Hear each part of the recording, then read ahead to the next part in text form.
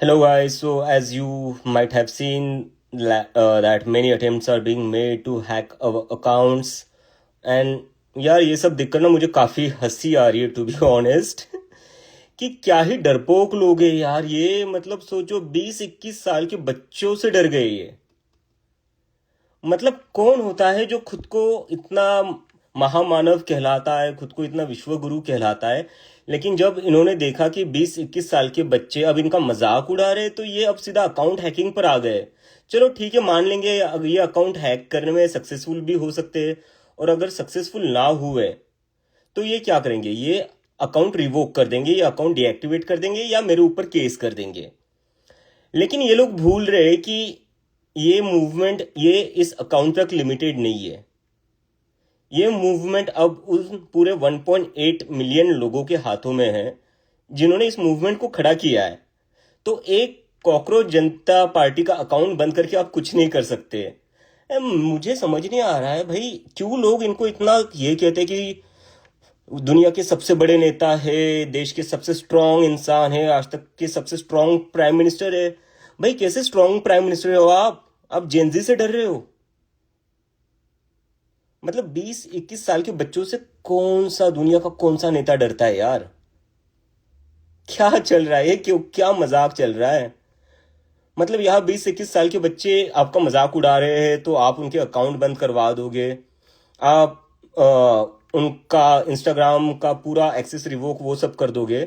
लेकिन वहां पर चाइना जब हमारी टेरिटरी में घुसता है इंडिया की, तब आपसे एक शब्द नहीं बोला जाता।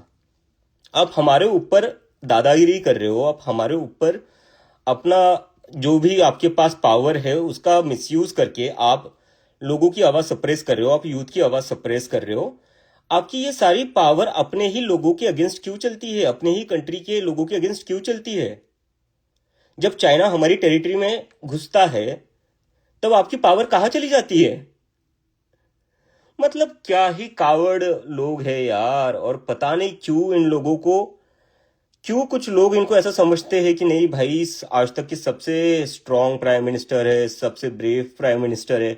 अगर आप वाकई में ब्रेव हो ना, तो डरो मत यार, कुछ नहीं करेंगे ये बच्चे आपका। ये क्या कर रहे हैं, ज्यादा से ज्यादा मजाक उड़ा रहे हो, ज्यादा से ज्यादा ये कह रहे हैं कि हमें कॉकरोच जनता पार्टी पसंद है। क्या हो जाएगा उससे?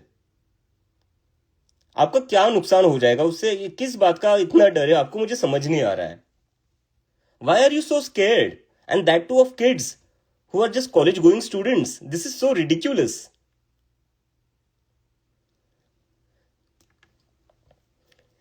मुझे तो समझ नहीं आ रहा है गाइज। अब आप लोग ही देख लो, आप लोगों ने एक मूवमेंट खड़ी करी है। मैं अभी भी कह रहा हूँ, ये मूवमेंट मैंने खड़ी नहीं करी है, ये आप लोगों की मूवमेंट है, आप लोगों ने खड़ी करी है। क्योंकि पॉसिबल ही नहीं होता इतने 2-3 दिनों में इतने 1.8 मिलियन लोग एक साथ आ जाए। ये आप लोगों ने डिसाइड किया था, ये आप लोगों की फ्रस्ट्रेशन थी, इसलिए आप लोग एक साथ आए हो। और जब आप एक साथ आ चुके हो अब, तो दिख रहा है कि ये लोग कैसे डर रहे हैं, और इस डर के कारण how they are trying to suppress our voices. And there are some people who believe that they are the so called strongest prime minister we ever had.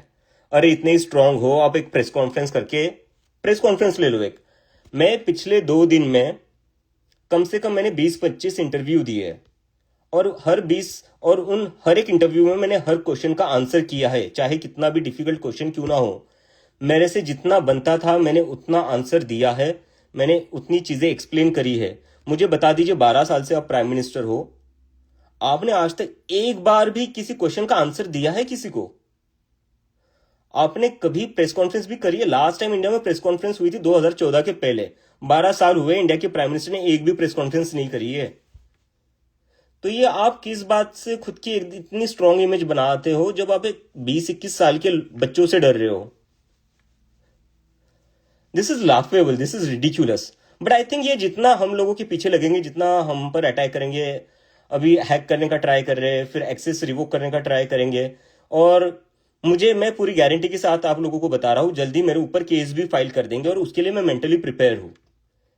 क्योंकि आप लोगों ने जो मूवमेंट खड़ी करी है, मैं उसको अबैंडन नहीं करूंगा। तो भले ये मेरे ऊपर केस करे, कुछ भी करे, मैं उसके लिए मेंटली प्रिपेयर हूं। लेकिन मैं बस ये पॉइंट आउट करना चाहता हूं कि ये कितने डरपोक है। और ये ऐसे ही डरा डरा कर लोगों को अपनी पार्टी में ले आते हैं। राघव चड्ढा भी ऐसे ही गया था डरकर, और उससे कुछ नहीं बोला गया बीजेपी के अगेंस्ट। वो जेनजी की आवाज बनने की ट्राई करा था, लेकिन उससे बोला कुछ नहीं गया। लेकिन मैं बोल रहा हूं, मुझे थ्रेट्स मिल रही है, मेरी सिस्टर को भी थ्रेट मिल रही है, तो मैंने उसको बोला है कि तू अपना अकाउंट डीएक्टिवेट कर दे। मैं नहीं चाहता कि मेरी वजह से मेरी फैमिली के ऊपर कुछ आए।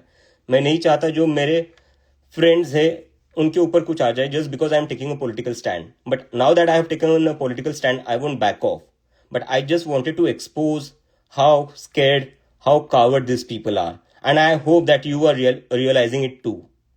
And I hope that you will speak up. You will say something about this. Because tomorrow this account might not exist. Tomorrow my account might not exist. And within few days, I don't know, they might even file a complaint against me. What after that? Would you let this movement die, which you have created? Would you want this movement to die?